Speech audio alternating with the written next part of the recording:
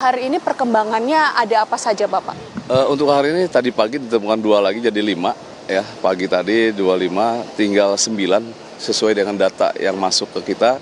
Jadi 9 ini kita mengerahkan rescue dari 5 wilayah. Jadi kita buat 8 tim rescue untuk pencarian korban. Selain tim pendinginan, masih pemadaman kita masih bekerja untuk pendinginan, untuk penuntasan semua. Jadi keseluruhan 210 personil yang kita kerahkan untuk pendinginan dan pencarian korban. Hari ini terfokuskan untuk melakukan pencarian orang yang hilang, kemudian pendinginan begitu ya Pak. Tapi apakah targetnya hari ini akan selesai Pak? Ya, kita upayakan dengan mengarahkan 5 wilayah rescue kita ini, hari ini bisa terselesaikan untuk pencarian korban. Karena memang areanya cukup luas, ditambah dengan reruntuhan atap, seng dan baja ringan, ditambah dengan reruntuhan di lantai 9 ke lantai 8, itu agak menyulitkan kita untuk proses evakuasi maupun pemadaman. Di satu sisi kita pemadaman dari luar sudah tidak efektif karena memang tertutup dengan baja ringan dan seng-seng untuk atap atas. Kemudian yang dilakukan tim damkar ini apa Pak untuk membuka akses yang tertutup begitu?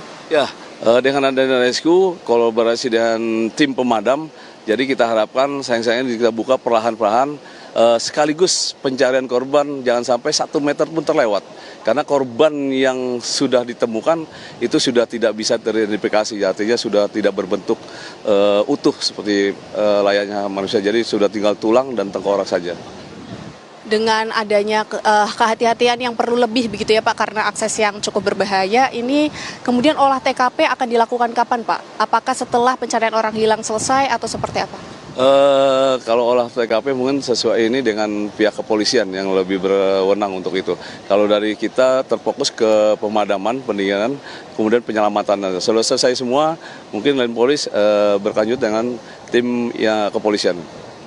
Kan hari ini terfokus pada lantai 7, 8, dan 9. Untuk lantai lainnya apakah akan ada melakukan penyisiran di hari berikutnya? Apa hari ini juga melakukan penyisiran di lantai itu Pak? Ya, untuk gedung sebelah, untuk kita penyisiran di lantai 3 dan 5, karena memang akses dari depan sulit, masuknya dari akses pintu darurat.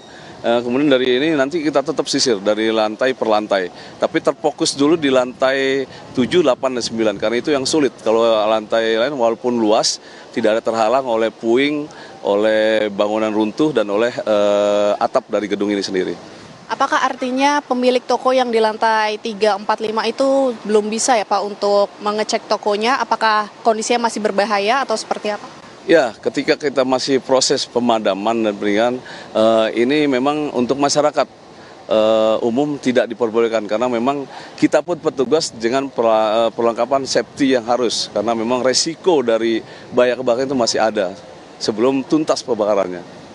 Untuk sekiranya penyelesaian pencarian orang hilang ini akan sampai ditemukan keseluruhannya 9 orang yang masih belum ditemukan atau sampai nanti terkonfirmasi lagi dari keluarga lain Pak?